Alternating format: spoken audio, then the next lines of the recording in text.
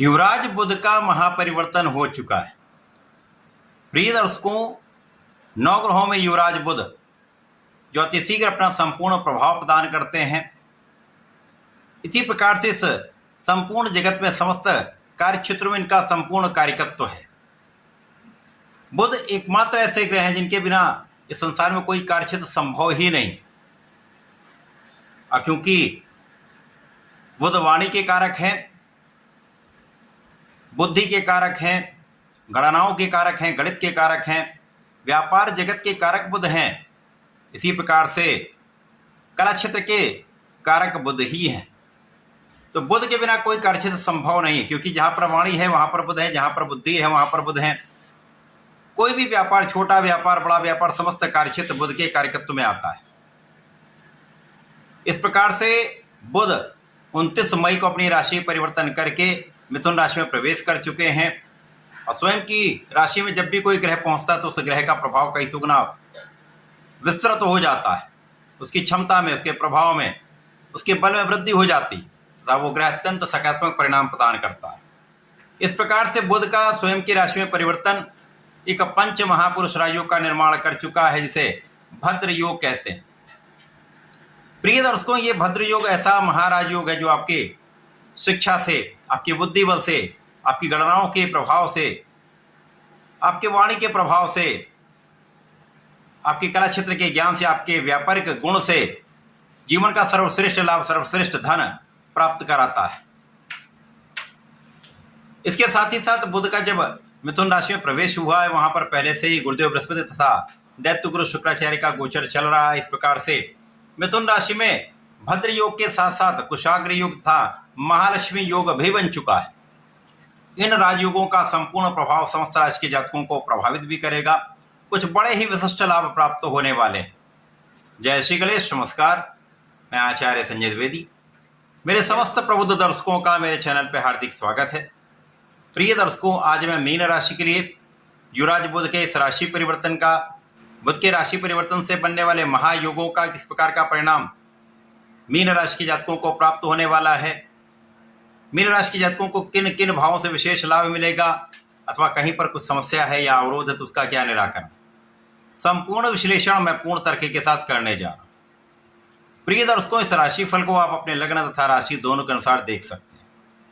अब मीन राशि के लिए यदि हम अवलोकन करें तो बुध 2 केंद्र के स्वामी हैं। यहाँ पर ये आपके चतुर्थ तथा सप्तम के स्वामी हैं। अब इनका गोचर आपके चतुर्थ भाव में प्रारंभ हो चुका है। चतुर्थ भाव जो कि ऐश्वर्य वैभव का, धन संपदा, भूमि भवन वाहन का भाव है, ये जनता का भाव है, ये माता का भाव है, ये सुखों का भाव है। तो यहाँ पर बुध का भद्र योग में होना, महालक्ष्मी योग का आपके चतुर्थ भाव में होना निश्चित रूप से महायोग का निर्माण कर चुका है। इस समय में आपके बुद्धि का बल श्रेष्ठ होगा, आपका बुद्धि बल भी श्रेष्ठ होगा, आपके ज्ञान का विस्तार भी होगा, आपकी शिक्षा में संपूर्ण सफलता आपको प्राप्त होगी। क्योंकि बुध और गुरु का जब भी संयोजन बनता है तो आपको धैर्य और ज्ञान एक साथ प्राप्त होता है। आपका बुद्धि बल तथा आपका वाणी का प्रभाव श्रेष्ठ हो जाता है और इस समय आपकी गणनाएं बहुत श्रेष्ठ होती हैं। आपका एनालिसिस बहुत अच्छा होता है, जिसके कारण इस समय का संपूर्ण उपयोग आप अपने कार्य क्षेत्र में करते हैं। तो आपका कोई भी कार्य क्षेत्र है वहां पर आप संपूर्ण रूप से सफल होने वाले हैं। व्यापारिक भाव प्रबल होने वाला है, क्योंकि व्यापार के कारक ही बुध हैं और उनका सीधी दृष्टि का प्रभाव आपके कार्य क्षेत्र पर है, जिसके कारण आपका कार्य क्षेत्र विस्तृत होगा। कार्य क्षेत्र में नए नए अवसरों की प्राप्ति होगी। यदि नौकरी करते हैं तो अच्छा प्रमोशन हो सकता है, अच्छा इंक्रीमेंट लग सकता है, आपके मन के अनुसार आपको स्थान प्राप्त हो सकता है। अब लक्ष्मी योग बन रहा, लक्ष्मी योग का सीधा प्रभाव आपके कार्य क्षेत्र पर है, तो निश्चित रूप से इस समय में आपके कार्य क्षेत्र से महाधन का लाभ आपको प्राप्त होने वाला है। यहाँ पर किसी प्रकार का कोई संदेह नहीं। ये एक ऐसा समय है जब आप अपना पूर्ण पराक्रम करने वाले हैं, संपूर्ण प्रयास करने वाले हैं, अपने परिश्रम का संपूर्ण उपयोग अपने क्षेत्र में करने वाले हैं।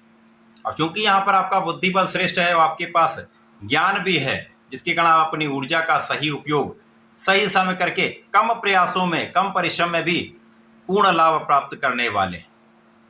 ये समय आपके लिए अत्यंत विशेष है।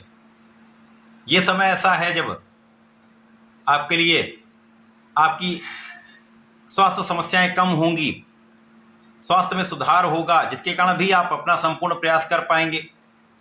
और इस समय आपका आध्यात्मिक भाव अत्यंत प्रबल रहने वाला है, आपका पूजा पाठ में मन भी लगेगा। तो ये समय आपके लिए विशेष है जब आपका ज्ञान विस्तृत हो रहा, तो आपके विशिष्ट ज्ञान में भी वृद्धि हो रही।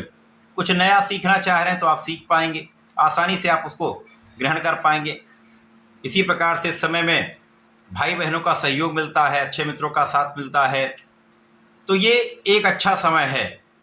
इस समय में कार्य क्षेत्र में लोगों का पूर्ण सहयोग भी प्राप्त होगा तथा कला क्षेत्र में है तो आपको अच्छे अवसरों की प्राप्ति 100% होगी। यहाँ पर अच्छे अवसरों की प्राप्ति से अच्छे लाभ का योग बन रहा है, बड़े लाभ का योग बन रहा है। इस समय आपके माता के सुखों में वृद्धि का होना निश्चित है और इस समय आपके सुख संसाधन बढ़ सकते हैं। आपके लिए भूमि भवन वाहन का लाभ यहाँ पर प्राप्त होता दिख रहा है। जिन जातकों के पास भूमि भवन वाहन नहीं है या लेना चाह रहे हैं तो उनका योग बन रहा है, यहाँ पर आपको सफलता अवश्य प्राप्त होगी। जो जातक सरकार से संबंधित कार्यों में है, सरकारी सेवाओं में है, राजनीति में है, वहाँ पर आपका कार्य क्षेत्र भी बढ़ेगा, आपका अधिकार क्षेत्र भी बढ़ेगा। तो यहाँ पर मान सम्मान में वृद्धि का पूर्ण योग बन रहा है, क्योंकि यहाँ पर आप बहुत अच्छा कार्य करेंगे जिसके कारण आपको सफलता मिलेगी और इस सफलता का पूर्ण प्रभाव आप पर रहने वाला है और आपके मान सम्मान में पूर्ण वृद्धि का योग बन रहा है।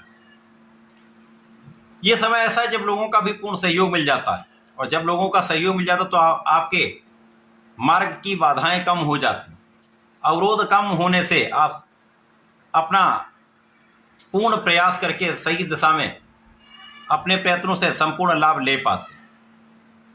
तो ये बुध का परिवर्तन श्रेष्ठ लाभ देने वाला है, आपकी बुद्धि बल को विस्तृत करने वाला है, वाणी का प्रभाव श्रेष्ठ रहने वाला है। वाणी के क्षेत्र में है तो अच्छा लाभ प्राप्त करेंगे। तो इस समय में आपको नियमित रूप से भगवान गणपति की आराधना करनी चाहिए, ओम गंगणपतये नमः का जप करना चाहिए तथा ओम नमो भगवते वासुदेवाय का यदि नित्य जप करते रहेंगे तो इस समय का श्रेष्ठ लाभ आप ले पाएंगे। तो ऐसा करके इसका लाभ लें। धन्यवाद, नमस्कार।